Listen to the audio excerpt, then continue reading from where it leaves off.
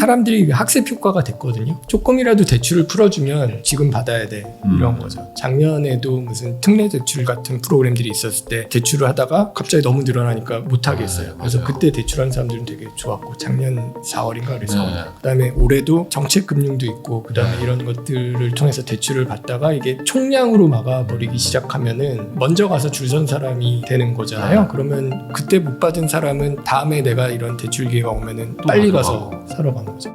그러면 이제 한국 얘기 한번 여쭤보겠습니다. 방금 전에 질문 드렸던 것도 결국에는 우리나라는 이제 수출 국가니까 이제 뭐 미국만 뭐 수출하는 건 아닐 거고 다른 나라들도 좀 경제적으로 좀 좋아지면 우리도 좀 영향을 좀 받지 않을까 해서 좀 여쭤본 건데 그러면 내년 뭐 내후년 해서 이제 한국 경제도 그러면 영향을 받을 거 아닙니까? 세계 경제 어떻게 보세요? 그러니까 미국 경제가 어떻게 되느냐가 되게 중요해질 것 같아요. 사실 우리가 중국에 대한 의존도가 되게 높잖아요. 의존도가 되게 많이 준 건 사실입니다. 그래서 중국 경제가 좀 악화돼도 그거에 대해서 우리가 중국에 수출하는 것에 대한 영향이 좀 줄어들기는 할 텐데 그러면 미국에 대해서 어떤 수출하는 것들이 좀 좋아질 거냐 미국 경제가 좋아지면 우리가 되게 좋아질 거냐라는 것을 좀 관심 있게 봐야 될 텐데 그 이유는 아무래도 우리가 수출이 되게 중요하고 어떤 면에서 내수 이런 것들은 요새 별로 안 좋거든요. 그런 측면에서 보면은 그게 올해 초에 1분기는 깜짝 성장을 좀 했습니다. 깜짝 성장을 해서 근데 그 2분기 데이터를 보면은 2분기 GDP는 또 그렇지는 않았거든요. 그래서 1분기가 좀 의외로 깜짝 성장을 해서 뭐 전망치도 좀 올리고 했지만 이게 특별하게 나아지기는 좀 힘들 것 같다라는 생각이 드는 게 이게 예전에는 이게 수출이 늘어들면은 내수도 좀 확장되고 이제 퍼지는 효과가 있었는데 그런 게 좀 많이 줄어든 것 같고요. 이제 수출이 어떤 경제에 미치는 파급 효과가 좀 줄어든 측면이 있는 것 같고 반면에 내수는 뭐 어차피 이렇게 확장성이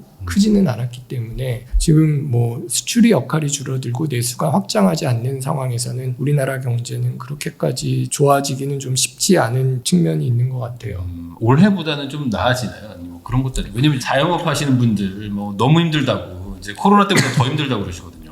그러니까 우리나라가 수출에서 잘 될 때 이게 주식 많이 사는 산업이죠. 반도체, 전지, 그다음에 디스플레이 뭐 이런 건데 그런 게 수출이 잘 돼야 되는데 문제는 반도체가 되게 좋았다가 이 반도체 사이클이 사실 거의 주기를 굉장히 많이 합니다. 사실 우리나라 경제가 어려운 측면이 우리나라의 주요 산업이 제조업에서도 경기를 되게 많이 타는 반도체 같은 건데 반도체가 되게 좋을 것인가라는 게 이제 하나가 있고요. 근데 그제 몰간 스탠리에서 나온 보고서에서 이제 SK 하이닉스 경기 안 좋을 거다라는 얘기하면서 시장이 타격을 많이 받았는데 이게 경기는 좀 꺾였고 그럼에도 불구하고 어떤 AI 사이클에서 반도체 수출을 어떤 지속적으로 끌고 나갈 수 있는 모멘텀이 미국에서 유지가 되면 좀 날 텐데 그 부분이 어떻게 될지에 대해서 되게 좌우가 많이 될 것 같고요. 그게 좋아도 말씀드렸듯이 그게 내수의 파급이 될 것인가에 대해서는 그 효과가 많이 줄어들었다라는 점에서 좀 우려가 됩니다. 그게 특히 예전에 우리나라에서 생산하고 미국에 수출하던 많은 것들을 이제 직접 투자를 하면서 그게 다시 우리나라 경제에서 일으키는 어떤 긍정적인 효과는 줄어들고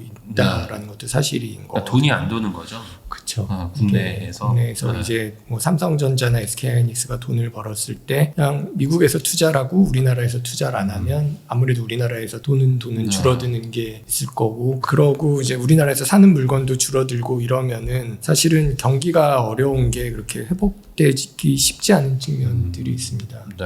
아니 그래가지고 지금 정부 입장에서는 좀 금리를 좀 낮춰서라도 경기를 좀 부양을 하자 뭐 이런 얘기를 계속 뭐 총리도 그렇고 하고 있는데 또 한국은행에서는 또 지금 뭐 집값이나 이런 거 우려 때문에 금리를 뭐 낮추기 좀 어렵다 이런 얘기들도 지금 공공연하게 좀 이게 언론에 나오더라고요. 근데 이번에 어쨌든 미국에서 0.5%를 낮췄으니까 한국도 낮추는 좀 압박을 좀 많이 받을 것 같은데 어떻게 보세요? 뭐 10월에 지금 예정되어 있는데. 그러니까 예전 같았으면 미국 금리는 우리나라에 비해서 뭐 1.5%포인트 포인트 이상 높은데 금리를 안 올린 거에 대해서 우려를 되게 많이 했었거든요. 그 상황에서 우리가 내리긴 되게 힘들었던 거죠. 근데 환율 걱정 때문에 못 내렸었는데 미국이 먼저 이렇게 50이나 내려줬으니까 환율에 대한 부담이 줄어든 거는 사실이에요. 근데 한국은행이 지난 뭐 몇 달 얘기를 한 걸 들어보면 사실 환율에 대한 것보다도 가계부채하고 부동산에 대한 얘기를 많이 하지 않습니까? 아무래도 금리가 내려가면 부동산이 가격이 올라갈 것이라는 기대도 높고 그다음에 가계부채가 계속 늘어나는 상황에서 금리를 낮추기는 쉽지 않은 상황이 돼버린 거죠. 근데 특히나 지금 미국이 내렸으니까 우리도 내릴 수 있는 거가 아니야라는 생각을 하게 될 수 있느냐와 관련돼서 보통은 뭐 더 쉬워진 거 아니야라고 얘기하기가 쉬운데 이게 미국이 그만큼 내렸기 때문에 우리도 기대를 그렇게 하고 금리가 내려갈 거야. 그리고 미국 금리가 내리면 우리나라 금리도 동조화가 되니까 국채금리 이런 게 한국은행이 내리기 전에 내려갈 가능성이 있는 거죠. 10월까지 봤을 때 어떤 금리가 선반영하는 정도가 되게 크면 사실 한국은행이 내리기도 전에 금리가 내려가고 그것 때문에 가계부채가 금리 내려갔으니까 대출이 늘고 금리가 내려가는 기조가 앞으로 계속될 거라는 기대가 형성이 되면서 야 이거 부동산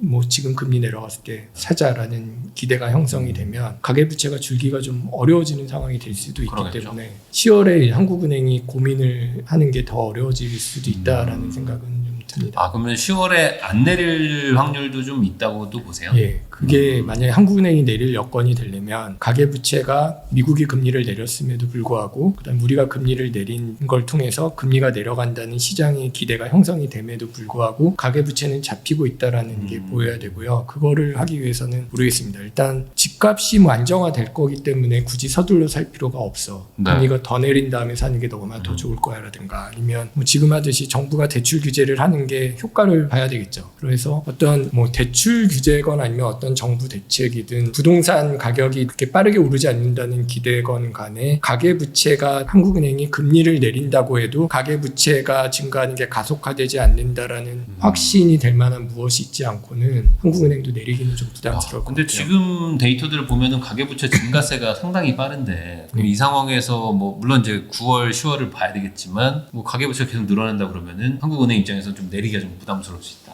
네. 그러면은 지금 물가 상승률로만 봤을 때는 2% 거의 도달을 해 있는 상태인데 여기서 3.5를 유지하게 되면은 좀 뭐랄까 뭐 내수라든지 뭐 이런 것들은 더 힘들어지는 거 아닌가요? 예, 굉장히 어려운 거죠. 사실은 내수라든가 그다음에 지금 가계부채가 높기 때문에 사실은 이자 부담 이런 게 되게 크잖아요. 특히 자영업자 말씀하셨는데 자영업자들이 부채 수준이 굉장히 높습니다. 이게 코로나 때 대출 받은 것들이 굉장히 많고 그거를 상환하도록 요구를 받는 상황이 됐기 때문에 이거를 갚으려면 이제 돈을 벌어서 갚아야 될 텐데 사람들이 지갑을 닫고 있으면 이자 내기 바쁘면 이걸 쓰기가 되게 힘든 거죠. 그런 측면에서는 이자가 내려가야지 사람들이 좀 소비도 하고 투자도 하고 그럴 텐데 근데 지금 현재 상황에서는 뭐 이자가 높은 것이 좀 경제 부담이 되는 것은 사실인 상황이고 그럼에도 불구하고 가계부채가 계속 올라갈 우려가 있다라는 측면에서는 이제 거시 건전성이 흔들릴 위험이 있기 때문에 한국은행 입장에서는 두 가지 중에 어떤 것을 더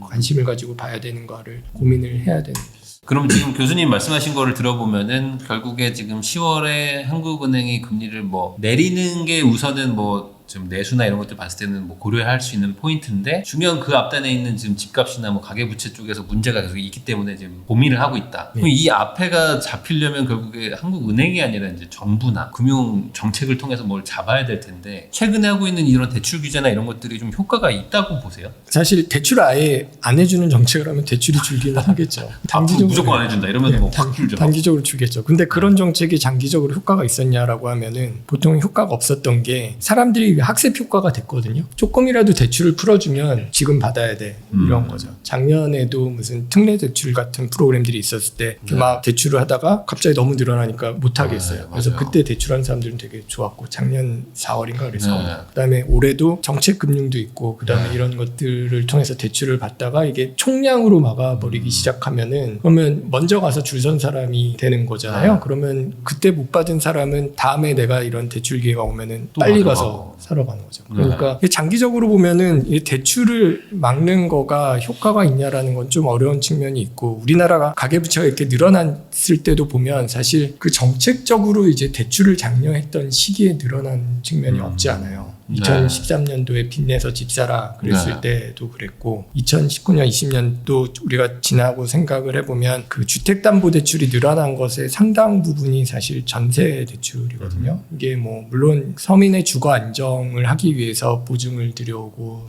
전세 대출을 한다라는 시도는 좋았는데 이게 문제를 많이 일으켰다는 거 우리가 아는 거죠. 이게 일단은 대출이 되게 쉬워졌고 세입자만 대출을 한 게 아니라 이게 결과적으로는 대출을 못 받았던 임대인이 공합계도 세입자가 전세 보증을 받아서 대출을 대신 해오면 대출을 갚아주는 그러면은 보증까지 있으니까 은행에서는 안 해줄 이유가 없고 만약에 임대인이 가서 대출을 받으려면 되게 어려운 상황에서 세입자가 이렇게 대출을 해오니까 임대인은 돈을 빌리고 그걸로 사실은 집을 사는데 돈을 보탬이 된 거죠. 그런 식으로 이제 유동성이 풀리니까 주택시장이 올라가는 효과가 있었던 건데, 그러니까 이게 대출을 잡을 때 잡더라도 어떤 나중에 어떤 부동산을 살리기 위한 과정에서 대출이 늘어나는 게 반복되는 상황에서는 정책으로 대출을 잡는 것보다는 부동산 가격이 안정화된다라는 것을 보여주는 게 훨씬 중요할 것 같고요. 결국은 가계부채가 이렇게 많은 이유도 집값이 비싸서인 거거든요. 지금 대출 늘어난 거 보면은 옛날 같았으면 이제 10년 전에 똑같은 집 사면 5억 대출하면 될 걸 지금 뭐 10억씩 대출을 해야 되니까 똑같은 사람의 숫자가 집을 산다 그래도 대출은 늘어날 수밖에 없는 상황이기 때문에 주택을 어떤 부동산 가격을 안정화할 수 있는 방법을 찾는 게 좀 더 궁극적인 좀 정책적인 대안이라고 생각을 합니다. 그러면 이것도 한번 좀 여쭤보겠습니다. 결국에 지금 한국은행이 금리를 다음에 뭐 낮추지 않고 동결을 할 수 있는 확률도 있다고 말씀하셨지만 어쨌든 궁극적으로는 지금 미국은 계속 3.5에 맞춰서 좀 내려가고 있는 추세라면은 뭐 무한정 우리가 버티지는 않겠죠. 아마 우리가 미국이 내려가는 만큼 우리도 어느 정도 좀 낮추려고 할 텐데, 그렇게 되면은 금리 인하가 부동산 시장에 영향을 주는 건 어떤 영향으로 온다고 봐야 될까요? 그 제가 미국에서 집을 처음 살 때 그 집 가격도 얘기하죠. 당연히 이게 얼마짜리야라고 얘기하는데 한 달에 얼마야라는 얘기를 드려요. 한 달에 얼마야? 한 달에 얼마야. 근데 이게 집만 그런 게 아니라 미국에서는 차도 그렇고 컴퓨터도 그래요. 근데 그 한 달에 얼마야가 집값에도 의존을 받지만 이자율에 더 많이 좌우하잖아요. 그러니까 지금 미국에서 집이 안 팔리는 이유가 똑같은 집에 내가 산다 그러고 하더라도 예를 들면 뭐 한 10억 짜리라고 합시다. 계산하기 쉽게. 10억짜리 집이라고 하면은 예전에 3%의 금리의 집을 빌렸던 사람은 뭐 3천만 원 정도의 이자를 내야 되는 건데 내가 지금 그 똑같은 집을 사면은 6천, 7천을 내야 되는 거거든요. 이자가 너무 높으니까. 이자만 그런 거죠. 이자만. 그러니까 그 내가 한 달 내는 돈을 기준으로 하면 집값이 2배가 된 거죠. 근데 이게 지금 결국 집이라는 게 부동산 금융 서비스가 중요한 거는 집을 현금으로 내고 사는 사람은 사실 많지 않아요. 사실 굉장히 예외적입니다. 물론 이렇게 대출 규제가 심할 때 뭐 강남 같은 데서는 이게 현금 들고 오시는 사람들이 눈에 띄기는 한다 그럽니다만 우리가 이야기에는 부동산이라는 거는 특히 젊은 사람들은 저축이 없기 때문에 돈을 빌려서 장기에 갚는 게 당연한 겁니다. 차는 뭐 5년에 갚고 뭐 부동산은 뭐 30년 쓰니까 30년에 갚는다라는 걸 생각을 해보면 30년의 동안의 이자는 그 이자율이 굉장히 민감한 거죠. 이자율이 내려간다라는 거는 똑같은 집을 살 때 내가 내는 비용이 줄어든다는 거니까 당연히 뭐 부동산을 사는 게 좀 덜 부담스러운 거고, 그런 측면에서 그게 사람들이 어차피 똑같은 돈을 뭐 내가 낼 수 있는 만큼 돈을 빌려서 집을 산다라고 한다면 더 비싼 집을 살 수 있는 거잖아요. 그러니까 그런 측면에서 집값이 오를 요인이 결국에 이게 금리 인하가 수요를 좀 더 늘리거나 아니면 대출을 더 받게 하는 어떤 그런 요인이 될 수는 있다. 그러면 결국에 이게 한국은행이 지금 우려하고 있는 게 뭐 틀린 건 아니잖아요. 지금 그렇죠. 이렇게 금리 인하를 지금 해야 될 수도 있는 상황에서 가계대출이 늘어난다는 게 좀 부담스러운 거니까. 그러면 이게 결국에 궁극적으로 이제 경제학적으로 이거를 잡으려면은 공급을 많이 해야 되는 거 아닌가요? 집을 많이 공급해가지고 올라가려고 할 때 그 수요를 좀 분산시켜줘야 되는 거 아닌가? 그렇죠. 사람들이 살고 싶은데 집을 늘려줘야죠. 근데 그게 땅이 없지 않습니까 지금? 땅이 없죠. 그러면 사람들이 살고 싶은 데를 지금 분산시켜주든지 그걸 해야 되는 대전이나 거죠. 대구 가서 살고 싶게 해주든가. 그게 되게 어렵습니다. 그러니까 사실은 이게 모든 문제가 되게 엮여 있는데 저출산 문제가 주거 문제가 되고 주거를 공급하는데 사실 요새 맞벌이들은 적어도 둘 중에 하나는 서울에서 일하는 경우가 많다고 할 때 뭐 경기도에 집을 져놓으면 예를 들어서 엄마가 서울에서 일하는데 경기도에서 출퇴근하면서 이렇게 애를 보기엔 되게 어려워지는 거잖아요. 그러니까 사실은 이게 신도시를 서울 근방에다 짓는다고는 하면 뭐 수도권이기는 하지만 뭐 그게 제가 뭐 어렸을 때 예를 들면 처음 직장을 구하던 시점에 저희 세대에서는 이제 그래도 맞벌이가 좀 적겠죠. 저희 부모님 세대라도. 그럴 때는 신도시에 집을 지면은 그게 파급 효과가 좀 더 컸을 것 같아요. 왜냐면 어차피 아빠만 출근하면 되니까 그게 굉장히 그 당시에 젊은 세대한테 매력적인 집이 될 수 있었을 텐데 지금은 어떤 공급이 는다라고 했을 때 그 신도시에 늘어나는 집이 예전보다는 조금 덜 매력적일 수도 있게 된 것들이 그래도 더 서울에 가까이 살고 싶어하는 수요는 예전보다 훨씬 늘었고, 왜냐하면 지금 요즘은 거의 70% 정도의 부부가 맞벌이로 일을 한다고 보면은 뭐 물론 다 서울에 사는 건 아닙니다만 뭐 둘이 좀 더 그 직장이나 아니면은 뭐 직주 근접성이 가까운 데는 아무래도 서울에 좀 더 가까울 확률이 높은데 이게 새로 짓는 집들은 오히려 서울에서 멀어지면은 적어도 서울에서 일하는 사람들한테는 좀 어려워지고 그래서 결과적으로 요새 젊은 세대들은 어쩔 수 없이 이제 경기도로 가는 게 좀 더 늘어나는 일이 이제 더 많아지는 상황은 좀 생기는 것 같고요. 그러니까 또 이런 경기도로 또 가서 또 출퇴근 막 2시간씩 막 하고 이러면은 또 힘들기도 하고 아이 낳기도 또 어렵고 뭐 이게 계속 복합적인데 근데 그게 어떻게 첫 단추를 풀 수가 없는 상황 아닌가요? 지금? 종합적으로 다 해야 되는데 이게 어느 부처에서 이거 하나 하고 어느 부처에서 이거 하나 하고로 해결될 수 있는 문제는 아닌 것 같아요. 그래서 어떤 분들은 아예 그냥 서울 자체를 그냥 고밀화 개발을 해야 된다 뭐 이런 얘기 하시는 분들도 있거든요.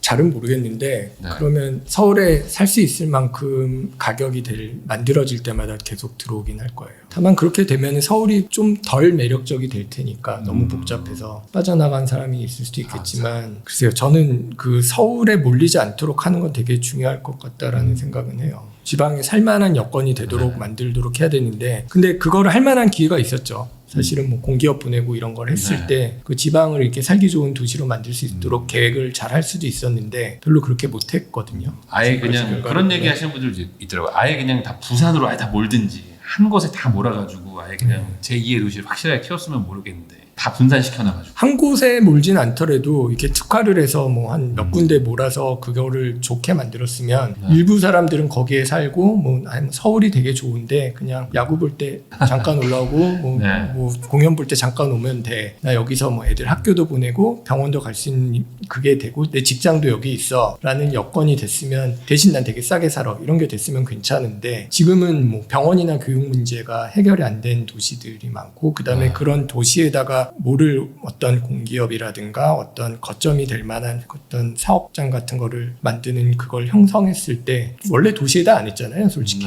그러니까 도시는 원래 모이는 게 핵심인데 말은 도시지만 거기 개발은 마치 서울처럼 한 거죠. 도심은 인구가 줄어서 도심 개발이 필요한 데다가 외곽에다가 혁신 도시들을 만들어 놨으면 그 도시에 다시 사람이 몰릴 수 있는 기회를 오히려 분산시켜 버리는 정책을 한 결과 지방을 어떤 그 서울만큼 살기에 매력적인 서울만큼은 아니더라도 정말 직주와 어떤 생활이 해결되는 도시로 만드는 것은 성공하지 못한 게 아닌가라는 생각이 듭니다. 그러니까 좀 아쉬운 부분이 좀 없지 않아 있다. 그러면 어쨌든 지금 이 상황에서라도 뭐 좀 이렇게 해결을 하거나 이러려면은 결국에 어떤 말씀하신 뭐 지방으로 지금이라도 뭐 분산 또 시키고 해야 되는데 어떤 분들은 이미 좀 늦은 게 아닌가. 뭐 인구학 이런 얘기 하시는 분들은 이미 이 임계점을 넘어섰다.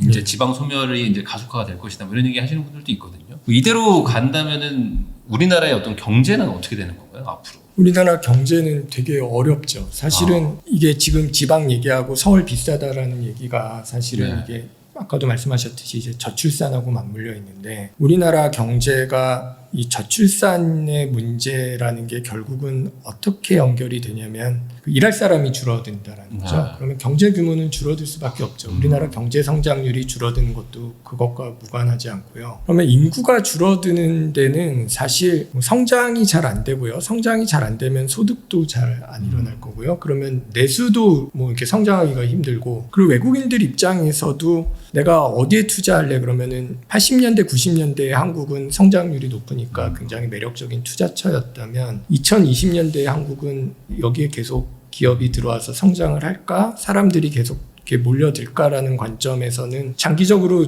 매력적인 투자처가 아닐 수도 있는 거죠.